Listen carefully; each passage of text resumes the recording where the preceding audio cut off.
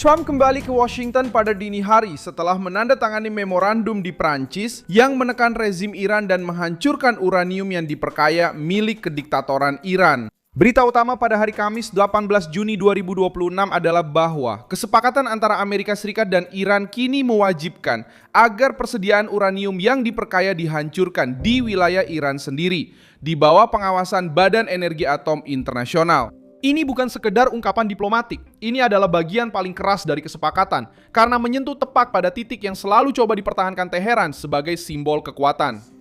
Trump menandatangani dokumen tersebut di Istana Versailles dekat Paris saat menghadiri pertemuan G7 dan kembali ke Amerika Serikat masih pada dini hari. Para sekutu bertepuk tangan, Marco Rubio muncul tepat di belakang dan tekanan pun berpindah tempat. Sekarang rezim Iran harus menjelaskan bagaimana mereka menerima untuk menghancurkan bahan nuklir, menjaga programnya tetap terkunci, dan bahkan tidak mendekati lokasi-lokasi sensitif tanpa memicu respons baru. Apa sebenarnya yang telah ditandatangani? Mengapa uranium menjadi titik yang menakutkan bagi Teheran? Bagaimana Trump membuat rezim diktator Iran menerima sesuatu yang sebelumnya mereka katakan tidak akan pernah diterima? Saya akan segera menceritakan semuanya kepada Anda. Jika Anda menyukai konten yang langsung ke inti dan tanpa basa-basi seperti ini, pertimbangkan untuk berlangganan, karena di sini ada video seperti ini setiap hari.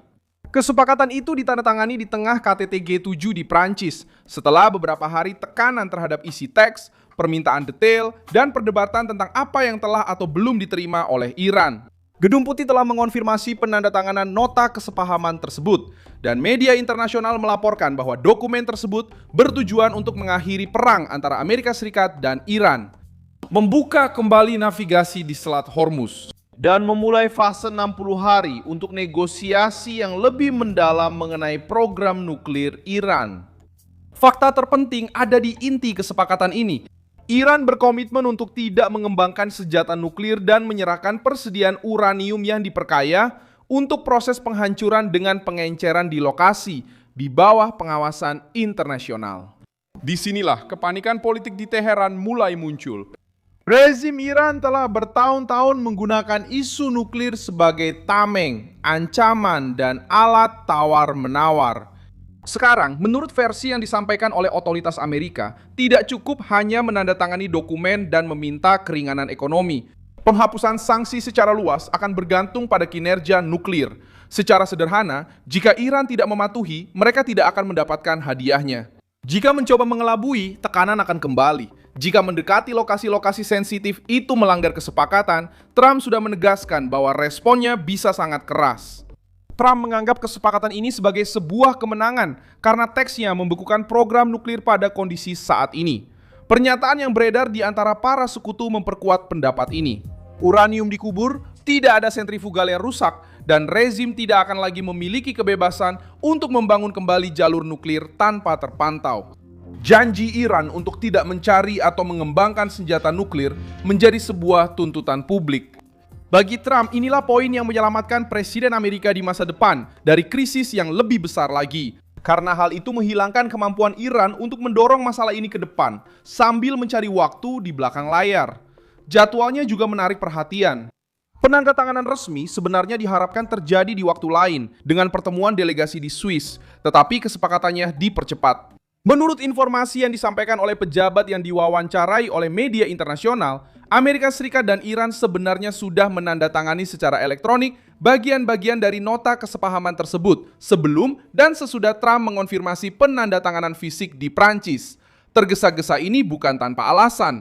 Ada tekanan untuk membuka kembali Selat Hormuz, mengurangi risiko terhadap minyak, dan menegaskan bahwa pelayaran komersial akan kembali tanpa pungutan ilegal. Hal ini menggagalkan upaya Iran untuk mengubah jalur internasional menjadi alat pemerasan. Minyak juga ikut diperhitungkan dalam hal ini. Kesepakatan itu memungkinkan Iran kembali menjual minyak, tetapi langkah ini membawa dua dampak yang secara langsung menarik perhatian Trump. Pertama, pasokan yang lebih banyak bisa menekan harga internasional turun, membantu menurunkan harga bahan bakar dan inflasi di Amerika Serikat. Kedua, Tiongkok kehilangan sebagian keuntungan dari membeli minyak Iran yang dikenai sanksi dengan harga diskon. Jika produk tersebut kembali ke pasar melalui jalur yang dilegalkan, Beijing tidak lagi memiliki posisi tawar yang sama seperti di pasar abu-abu. Bagi Trump, hal ini mengubah konsesi ekonomi kepada Iran menjadi langkah melawan diskon yang didapat Tiongkok. Teheran berusaha menampilkan kesepakatan ini sebagai kemenangan, terutama karena teksnya juga menyebutkan pelonggaran sanksi, pembebasan aset, dan manfaat ekonomi jika kesepakatan dipatuhi. Namun, jebakan bagi rezim justru ada pada poin C. Uang, minyak, dan keterbukaan semuanya bergantung pada perilaku Iran. Presiden turun dari Air Force One sekitar pukul 4 pagi setelah kunjungan ke Prancis dan tetap menjalankan agenda yang dijadwalkan mulai pukul 8 pagi. Sementara para kritikus mencoba menimbulkan keraguan tentang kesiapan, Trump muncul setelah kembali dari negosiasi yang berat. Dengan kesepakatan yang sudah ditandatangani, krisis internasional menjadi fokus utama dan agenda tetap berjalan di Gedung Putih hanya beberapa jam kemudian. Marco Rubio menjadi sorotan karena dia berada di tengah-tengah gambar penandatanganan dan karena diplomasi Amerika sekarang harus mengubah nota kesepahaman itu menjadi tindakan nyata. Tugasnya tidak selesai hanya dengan foto. Negosiasi selama 60 hari harus merinci seperti apa pelaksanaannya nanti. Bagaimana uranium akan diencerkan, tahapan mana yang memberikan manfaat ekonomi, dan pelanggaran mana yang akan membuat sanksi kembali diberlakukan terhadap rezim tersebut. Negara-negara G7 menyambut kesepakatan ini sebagai upaya untuk menstabilkan krisis, terutama karena minyak, pelayaran, dan risiko meluasnya perang.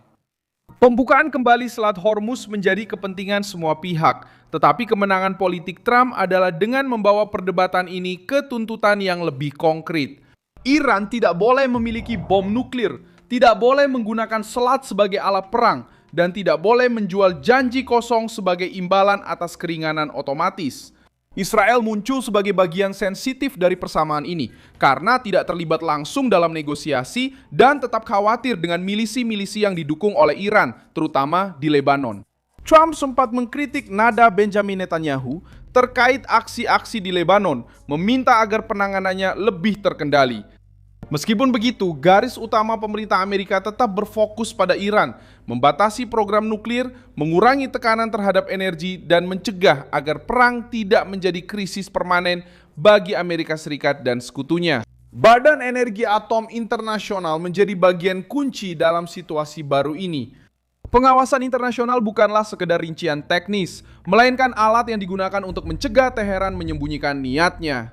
Krisis ini juga membuka front politik kedua di Inggris, di mana informasi baru tentang penyelidikan lama terkait eksploitasi anak kembali menekan pihak berwenang.